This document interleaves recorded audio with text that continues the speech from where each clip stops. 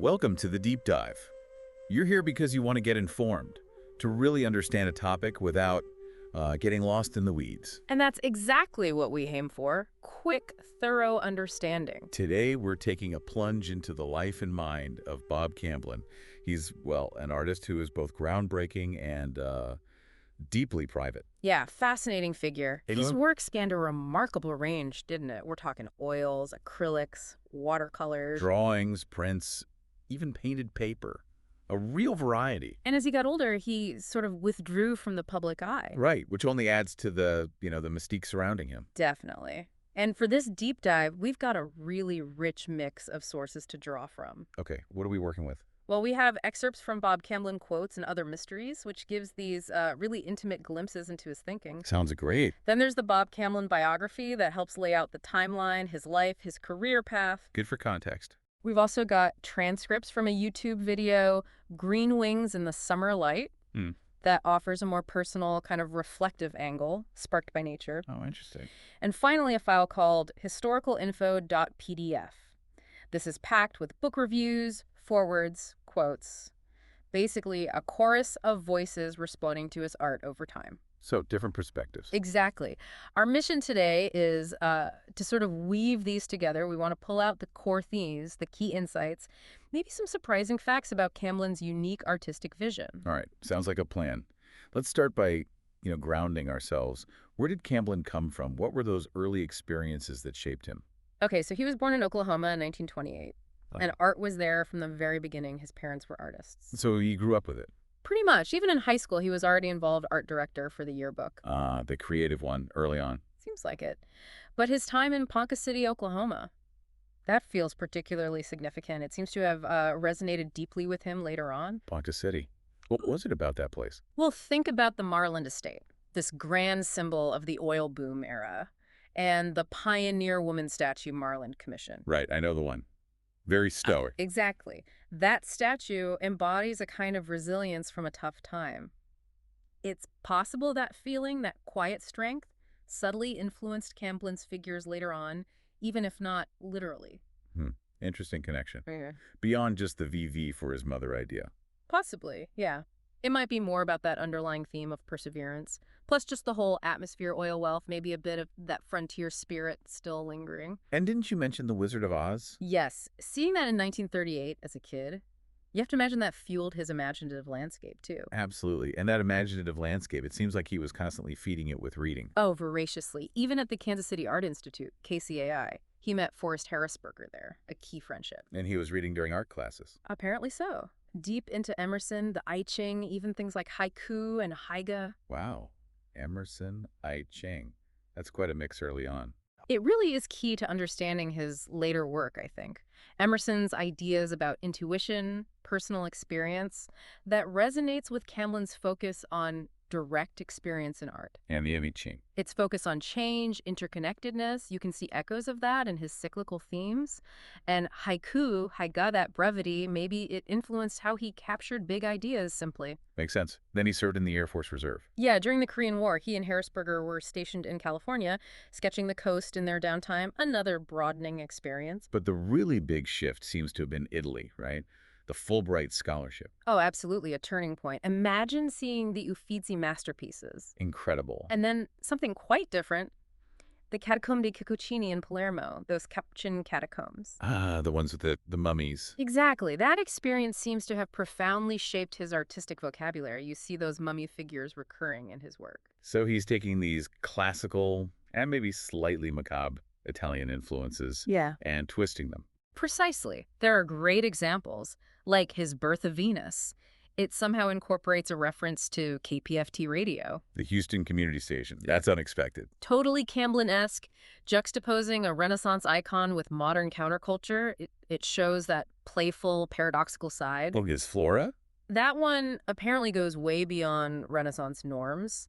It's described as having hidden contemporary symbols, hearts, electrons, even a red exclamation point woven in. So layering history with a kind of modern, almost rebellious feel. That's a good way to put it. Very characteristic. So after Italy, what came next? Did he jump straight into being a full-time artist? Not immediately. He actually worked as a map maker for TWA for a bit. More pragmatic, maybe. Map making, interesting detour. Then came teaching. He taught at several institutions, Ringling School of Art, University of Illinois, Detroit, Utah, eventually Rice University in Houston Okay, so the academic path for a while. for a while. But then, 1976, he makes this huge leap, leaves academia behind entirely, To do what? to embrace this nomadic life, fully dedicated to his art, traveling, painting, funding it through sales and commissions. Where did he go? Back to Italy, France, Ireland, Mexico, even the South Pacific. It's quite the romantic image, isn't it? The traveling artist. It really is, just committed to the craft. Speaks to a deep dedication. But interestingly, for our deep dive today, we're actually focusing a lot on his earlier stuff from 1950 to 74. Why that period specifically? Because we have access to these intimate drawings and musings, things he apparently never intended for public view. Ah, so a more unfiltered look. Exactly. Perhaps even more revealing about his thoughts and feelings during those formative years. Okay, great. So with that background set, let's dive into the core themes, the philosophies that kind of bubble up from his work. Paradox and questioning seems like a big one. Oh, definitely. It's almost like his art isn't there to give answers. More to make you ask questions. Precisely. One review we looked at described his art perfectly as a series of questions disguised as images, almost like philosophy. Which also doesn't always give neat answers. Right. His drawings are often called paradoxes made visible. Think of like a trap that doesn't actually trap anything. Okay, so not a puzzle to solve. No, more like a visual prompt. An invitation for you, the viewer, to question your own assumptions. And that connects nicely to another theme, traps and illusions. He seems fascinated by both literal illusions, vanishing acts, misdirection. Like stage magic. Sort of. Yeah. But also the more metaphorical traps we fall into. Fear, time, self-imposed limits. And how does impermanence fit into that? He seems very aware of things not lasting. It's central. These traps, whether they're like drawings of broken cages or psychological states, they often tell a story about how we try to hold on to things that just can't be held. The illusion of permanence. Exactly. It really makes you reflect on the illusions we might be caught in, personally. But then sometimes his work has this real stillness, this sense of endurance. Yes, and it's often ambiguous, isn't it? Is he showing someone stuck? Yeah. Or someone who's found, like, inner peace amidst chaos? And he leaves that open. That ambiguity is the point. It makes you think about your own experiences of stillness. Is it stagnation or is it strength? It sounds like his interest in Zen and the I Ching is pretty fundamental here. Absolutely. That emphasis on intuition, on interconnectedness, the whole cyclical nature of things, it permeates his work. How does that show up visually or conceptually? Well, there's the idea of his art being a kind of portal to heightened awareness. It's not passive viewing, it prompts active contemplation. And the Zen simplicity. You see that alignment, that respect for just seeing things directly without layers of interpretation.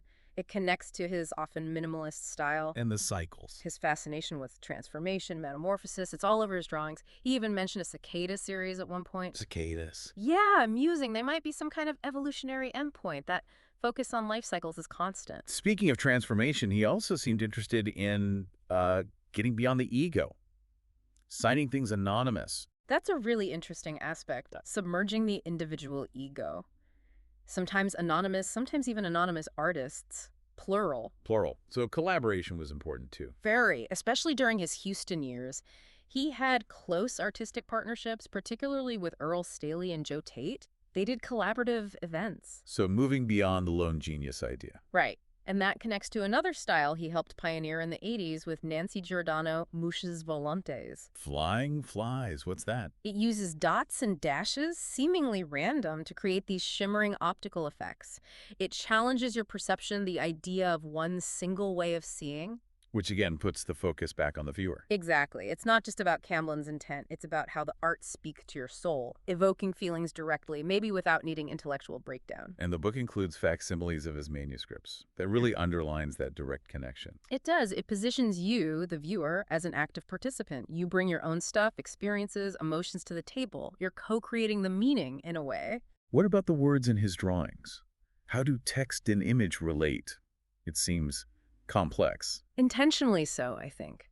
The text isn't always just explanatory. It might be a clue, sure, but it could also be a misdirection, even a kind of trap. A trap? How so? Leading you down one path of thought, while the real essence is maybe in the shapes, the lines, your gut feeling.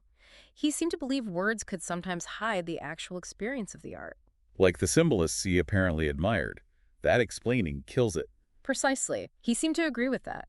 Ultimately, it's about challenging your standard view of reality, maybe hinting at something otherworldly. I also saw a mention of turning stumbling blocks into stepping stones, represented by jars of water in paintings. Yes, that's such a great visual metaphor. How does it work? The idea is you let the disruption, the mud stirred up by the stumbling block, settle in the water, you gain clarity from it, and then you can use that challenge to move forward, not be stopped by it. A very resilient philosophy. Definitely. It points to growth through adversity. And all these ideas, paradox, intuition, impermanence, resilience, they seem to build towards this concept of everyday enlightenment. That's a lovely way to frame it. His art as a tool, almost. A tool for what? Meditation, mindfulness. Yeah, fostering acceptance of change, finding beauty in absurdity, encouraging self-inquiry, using the art as a catalyst for a more present and aware way of being in the world. Okay, let's switch gears slightly and look at some of his actual words. The quotes collected in quotes and other mysteries. They seem quite potent. They really are. Little nuggets of his thinking, like, fortunately, some things remain forever, or another 10 years, perhaps. Huh. Right to the point about impermanence again, Yeah. with a bit of humor. Exactly. Like, Or this one. Look into the atom, you get what you need. Look into magic, and you get what you need. Philosophy and art are in both. connecting science and magic. Interesting. Suggesting this underlying unity, this interconnectedness between seemingly different ways of knowing. And I liked his idea of sticking with common sense and aiming for the perfectly average view to enjoy miracles on both sides. Yeah, it shows a real openness, doesn't it? A willingness to embrace multiple viewpoints without needing them to perfectly align. Very balanced. And then there's the emphasis on intuition. The sixth sense is to be, without a doubt, senza dubio. No doubt. That unwavering inner knowing. Powerful. Or the connection to nature. Find something in nature that completes you and then surrender. That idea of letting go. Some are quite paradoxical, almost like Zen koans. Oh, definitely. Like, step off the train of thought to find the power that is no power, to do the work that is not work, to laugh the true laugh, bending is not bowing. You really have to sit with that one. They're designed to disrupt your usual thinking patterns, push you towards a more intuitive grasp. And some are so concise, like little poems. Any examples? Let me see. Bright day and I soar, how cruel that my soul is attached to this earth, and yet captures such a complex, fleeting feeling. Wow. And some are more direct advice. Yeah, like when you think, don't act. When you act, don't think. Real mindfulness in action. Just be fully present in the doing or the thinking, not both at once. Exactly. And I really appreciate his take on art's purpose evolving. From art for art's sake. To art for life's sake, or art for my sake, or art for survival's sake. It makes art feel much more fundamental, more personal. Very human. And his view on mistakes. Oh, that's great. There are no mistakes. You are doing the best you can, and mistakes are nature's way of telling you to trust your instincts. Or the next mistake could be really bad. Yeah. So mistakes as information, as guidance. Right. Not failure, but part of the process, which ties into his challenge to resist learning, learn to fail, learn to relax, learn to feel, learn how to really think. Questioning the standard way we're taught to learn. Pushing for deeper, more experiential understanding. And I love this one. Everyone is a mirror, and that is magic. Laugh, laugh. It's lovely, isn't it? Captures that human connection, the magic and reflection, and just the simple power of joy. And finally, bringing it back to language and art. The symbolists were right that in explaining something, it was killed. Yes, reinforcing that idea that art's essence often lives beyond words. These quotes really do offer a fantastic window into his mind. Okay, now let's quickly touch on that YouTube video, Green Wings in the Summer Light. It sounds quite different, more reflective. It is. It seems to be a very personal piece by the creator, Lucia. It starts with her just observing cicadas in an abandoned courtyard. Simple observations sparking deeper thoughts. Exactly. Witnessing them leads her to reflect on, well, the fleeting nature of existence, the importance of really grabbing the present moment, embracing each season of life. She calls their sound an unapologetic chorus. An unapologetic chorus. I like that. And she connects this to philosophers. She does. She brings in Marcus Aurelius, look within. Buddha, discover your world, and then with all your heart, give yourself to it. Even Einstein. Einstein, how does he fit in? With his analogy, life is like riding a bicycle. To keep your balance, you must keep moving. The breeze stirring reminds her of that need for continuous engagement. So the cicadas become a metaphor. A powerful one. for living fully now, unlike us humans who tend to postpone joy, always waiting for the right time. And there's a turning point for her in the video. Yes, seeing the cicadas take flight, those flashing green wings, seems to inspire her. It's a moment where she decides to let her own music ring out, to overcome hesitation. Finding her own voice, inspired by nature. Beautifully put. And she connects it to Seneca's maxim, begin at once to live and count each separate day as a separate life. Seize the day, essentially. Every single day, the cicada's short, intense life becomes this powerful echo, reminding us of the preciousness of this day. A really poignant connection. Yeah. Okay, finally, let's talk about Camblin's legacy. Yeah. How is he viewed? How is he remembered? Well, it seems he was definitely respected by his peers. His work was sought after by serious collectors, but he kept that enigmatic profile. The mystical trickster figure, as Pete Gershon called him. Exactly. Critics noted different things. Charlotte Mosier saw the shifts in his style over time. Eleanor Freed honed in on that fascination with life cycle. And others. Texas Overview acknowledged his unique blend of drawing and watercolor. Giorgio Jackson Jr. saw him as striving for this distillation of art, a kind of purity and dedication. And what about fellow artists? Did they learn from him? Absolutely. Earl Staley explicitly said he learned drawing and composition from Camblin through their collaborations. That's a strong endorsement. And Penny Serling mentioned how he questioned everything and loved those collaborative discussions. Even collectors like Carolyn Farb felt his art was deeply autobiographical, reflecting his joy in just making it. So that collaborative spirit, especially in Houston with B&E Productions, that was significant. Hugely impactful on the Houston art scene at the time. But perhaps his biggest legacy is that core belief. Which is? That art ultimately transcends criticism, transcends the market. It's about that direct connection soul to soul between the work and the viewer. And that still resonates today. I think so. He continues to influence contemporary artists, drawn to that unique mix of depth, questioning, and visual intrigue. So wrapping this all up, Bob Camblin. His life, his work, it's this fascinating journey through paradox, through the play of word and image, through the power of personal interpretation. Definitely. He embraced collaboration but kept this fiercely unique vision. His path was anything but typical. He really managed to blend that artistic experimentation with some pretty deep philosophical thinking. Yeah, offering us, the listeners, not just things to look at, but almost a kind of shortcut to some profound ideas about art and maybe about life itself. A shortcut to insight. I like that. Mm-hmm. So on that note, here's a final thought for everyone listening. Sparked by Camblin's own enigmatic way of being, maybe consider, what habitual train of thought could you step off of just for a moment to see things from a new angle? Or perhaps look around at the ordinary things in your life. Are there hidden meanings there, waiting not just to be looked at, but to be truly seen? Great questions to ponder. We definitely encourage you to explore more about Bob Camblin and maybe some of the artists and thinkers we've touched on today. There's certainly a lot more to discover.